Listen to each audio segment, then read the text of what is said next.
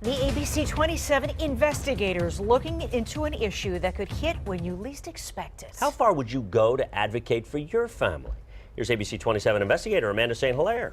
Dennis, Alicia, a lot of big questions tonight.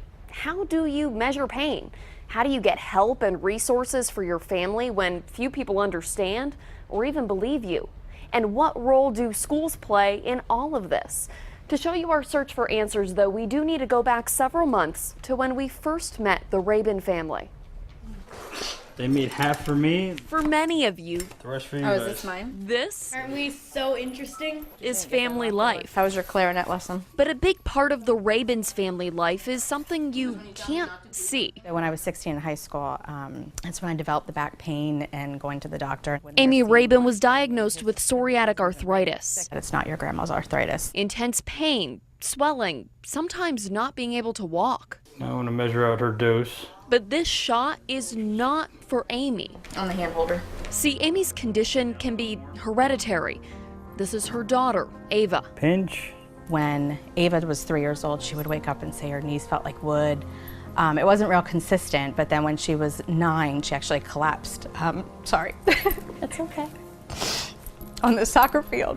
And that was, we knew then. That was almost 4 years ago, and Ava's still in pain. My fingers are very swollen and it's like an achy pain, and I have that almost constantly in my back and my knees and my ankles. That meant giving up activities, That was Disney in your wheelchair. fighting through things that used to be simple. Sometimes it's hard just get up in the morning and Chemo drugs and other strong medications. One of the side effects is heart failure, so she was having some heart-related symptoms. That was an ER visit. I didn't know it was heart failure. We didn't tell you that then. Harsh realities at a young age. I was really sad when I figured out it was incurable, and it's been really rough with the treatment and everything. Sorry, I'm turning into my mom. The CDC says nearly 300,000 children have been diagnosed with juvenile arthritis. That was after you were diagnosed. But Ava's story is part of something bigger. As you may have noticed by now, she doesn't look sick. Ava's arthritis is an invisible illness. So is Lyme disease, Crohn's, lupus, so many more. What you see on the outside does not reflect what's happening on the inside, making Ava's middle school experience even more complicated. She's had problems getting the help she needs. But not in the way you might think.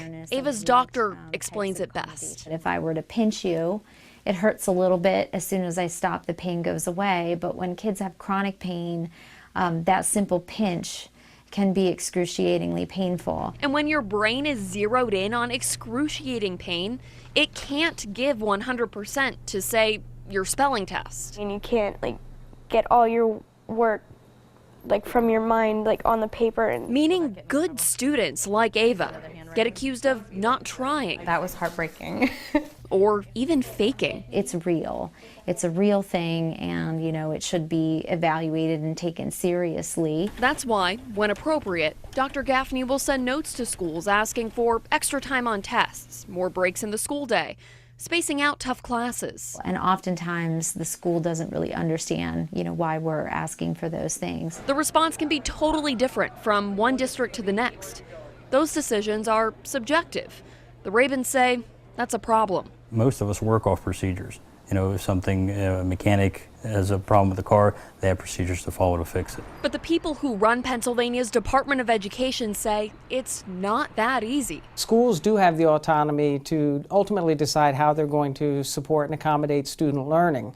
And at the department, we don't have the authority to dictate to schools how they leverage their personnel and supports to do that. Deputy Secretary Matthew Stem says it's hard to standardize something that's on a spectrum, like chronic pain. He does wish more districts would use the Department of Ed's training resources, and he's open to adding more specific information about invisible illnesses. We want to make sure that we're addressing all of those needs in as precise a manner as we can while recognizing some of the inherent ambiguity. It puts the school in a tough place because they need to try to interpret when it is appropriate and when a child may be trying to take advantage of the situation. But Dr. Gaffney says that's not a concern with Ava. I love school too. Like school's like awesome, and some people are like school sucks, but I love school so much.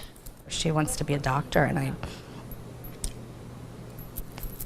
want that to happen. So her education is so very important because she's not going to be able to depend on her body. She's really going to need to use her mind.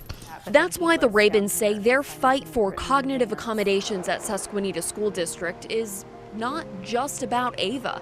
It's about all those families who don't have the same resources. And having a kid who's sick, the weight of that, it's just consuming. Don't give up hope. Don't stop fighting. You know, things can get tough, and you just have to keep going. We did leave messages at the Susquehanna School District Superintendent's office, and we also emailed the superintendent directly. No one responded, but we do have good news tonight. The Rabins say since we interviewed them, they found a treatment that's working really well for Ava, so they want people to know there is hope in this case, but they also want to raise awareness because schools are often good at providing physical accommodations for physical illnesses or cognitive accommodations for cognitive illnesses. Not as much awareness that the two of those intersect. It's such a great topic. I don't feel like we've ever covered this before. This may be new territory for schools too. It's So a many great thing people. to address. I feel like doctors would like a better chain of communication on issues like this. And that's what several of them said to us. Sometimes they might be speaking to the school nurse, but sometimes it might be a guidance counselor. Sometimes it might be someone who works in the front office. So Dr. Gaffney says really having a point person could cut back on a lot of that confusion. And this is really tough for schools, right? You can't measure the pain that someone is feeling, but that doesn't mean it's not real. Sometimes when I have a big test the next day, all of a sudden I have pain. Right, and then the students who are really feeling pain can suffer because they don't get believed. You have more on the web on this. We do. In about 10 minutes on abc27.com, we're going to have links to those Department of Education resources we were talking about and more resources for parents who might want to learn a little more about invisible illnesses. We wish her the very best. Absolutely. Great Good one, family. Amanda. Hey, thanks so much.